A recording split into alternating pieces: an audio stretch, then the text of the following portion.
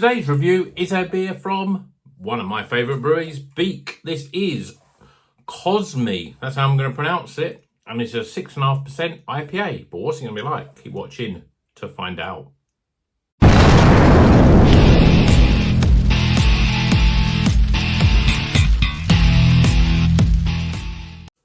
Welcome back to Rocker's Beer Review. Today, Beak Brewery are one of my favourite breweries. I say that in a lot of my things, but they are a tremendous brewery, consistently very good. This one's slightly different than the norm. I mean, it's an IPA, 6.5%. We've had plenty of those before. You'll see the sort of Japanese characters because this is in conjunction with Beak Brewing, which is a Japanese brewery. It's no surprise. I've had a beer collaboration with them before. I'm sure I remember what it was, but I can't remember now. But look back, I've definitely had a collab. Might have been Cloudwater, actually, when I think about it. And this, I think it's going to be different. It's going to be different for me because it's not got my favourite hops in it. We've got Strata. We've got Strata CGX. I'm not quite sure what that is, but it does appear Rivington use it quite a bit. Idaho 7, Nelson, and Citra. And it says we're getting grapefruit, pop, dried orange, pineapple, and lemon drops. So I crack it open, get it in a can, get it out of the can, God, and put it in a glass. I just had the double IPA from Daya. See, I've had one beer, and I'm already a little bit out of sorts, as it were. I had that, and to be honest, I come away quite disappointed. And I just wanted something else that I think is going to be better. Hence why I'm using the same glass. I wouldn't normally use this glass for an IPA, but I just had it. So I thought, oh, I can't be bothered to have a new one. So I was disappointed and I wanted something else. And so I knew that with Beak, I'm going to get a good beer. And I look at it in the glass and I think, this is what I'm talking about. This looks thicker, more custardy. And this is only a single IPA opposed to the other one that was a double IPA. We've got 1.5 fingers of sort of quite loose head. Let's give it a top up a little bit. I mean, that looks beautiful. That's what you want from an IPA. It's what you want from any beer, really. That colour, just looking like that. And that's what the Daya one was lacking. Let's check the aroma out. A little subdued, but I think that's probably because I feel that my hay fever has started today. So we're getting some, I'm not sure what we're getting. We're getting a slightly juicy, fruity sort of aroma, but it's sort of a little bit nondescript. It's not as pungent as what you'd probably expect. So let's go straight in and drink the bloody thing. Cheers, everyone.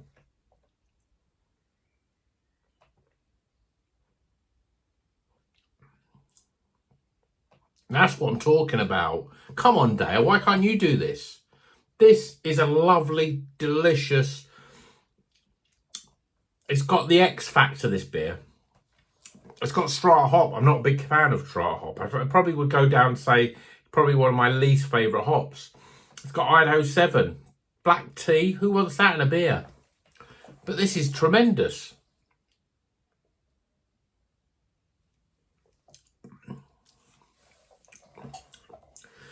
It's tremendous, but it's, you know what the strange thing is about it?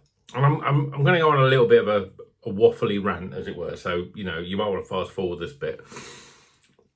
With the Daya, it had lots of fruit flavours, but it just didn't sing and dance, to some extent.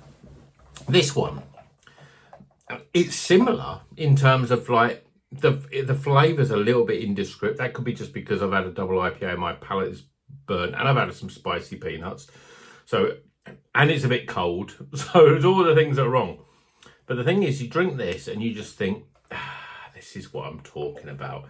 It sings and dances. It's just got a beautiful, it's almost like, and this is absolute bullshit on the channel, it's almost like there's an aura about this beer.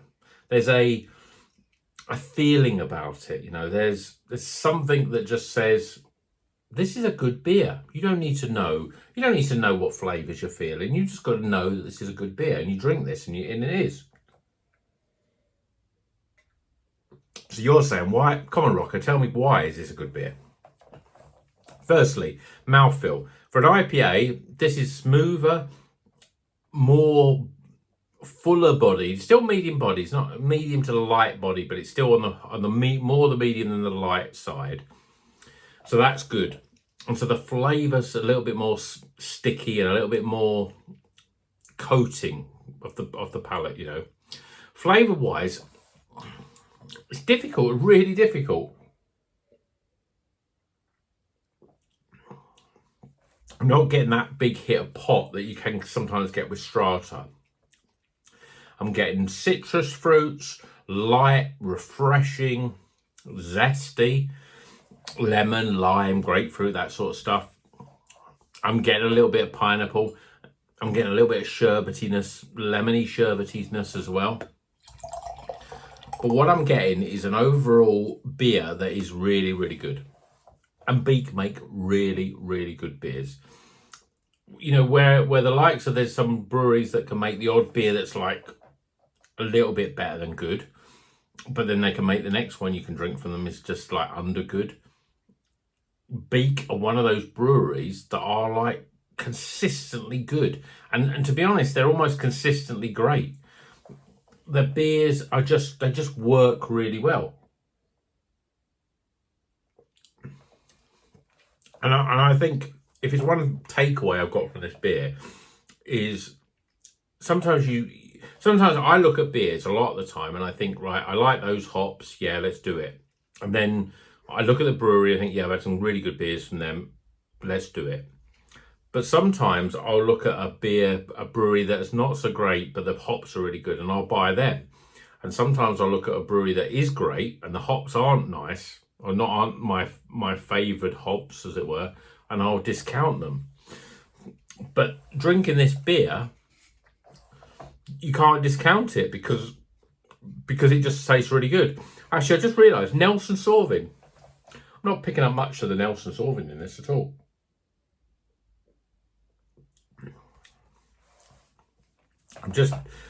I'm picking up this lemony sherbetiness, and then there's a little bit of earthiness, and there's a little bit of something.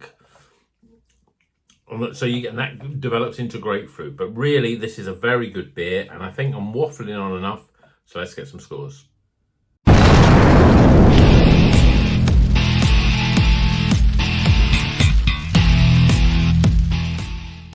Okay, live scores for Beak COSM. This is an IPA at 6.5%. We got Strata, CGX, Strata, Idaho 7, Nelson, and Citra. It tastes really good. It's just, the overall package is just great. You know, the flavours are, it's not like one of those beers that you're going on like this complex journey or there's layers of flavour. It's just, you drink it, you think, God, that tastes good. And that's all you need. So we're starting with aroma. And the aroma is a little bit subdued. So I'm going to give it 13. Appearance, though. But when I poured it, I mean, I only drank it now. This is, for an IPA, lovely custardy colour, soft, sort of foamy head. I think it's pretty good. I'm going to give it a solid 8. Flavour-wise, as I said, it's one of those sort of beers where you drink it, you think, God, that's nice. And then the voice in your head says, why is it nice? And you go, I don't know. It just is nice. It's soft. The body is very good. And the flavours are real, hoppy, fresh, zesty, all the stuff that you want. So I'm going to give it 35 for flavour. Value for money. This was £5.30.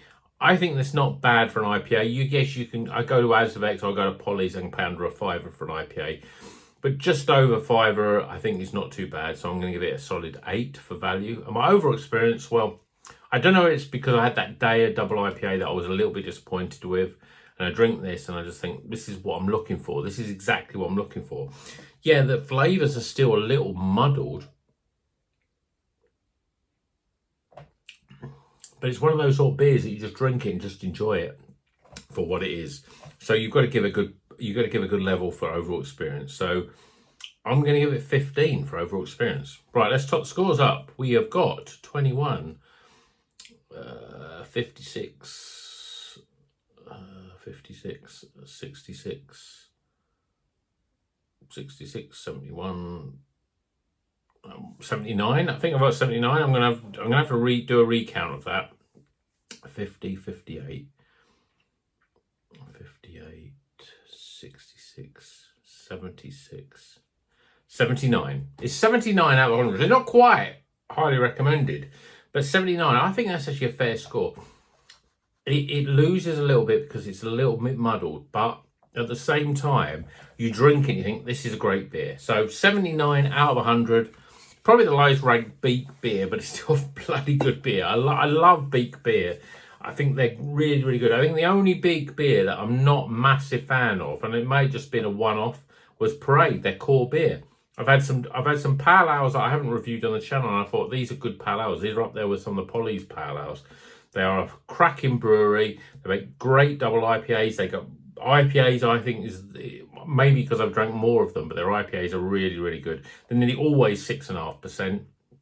The pale ales are good. They're a consistently good, they're a consistently great brewery, and that is why they're in my top 5. So let me know if you've had this. Let me know if you've had any great Beak beers. I've got to get some double IPAs from them. I don't think I've had enough double IPAs from Beak.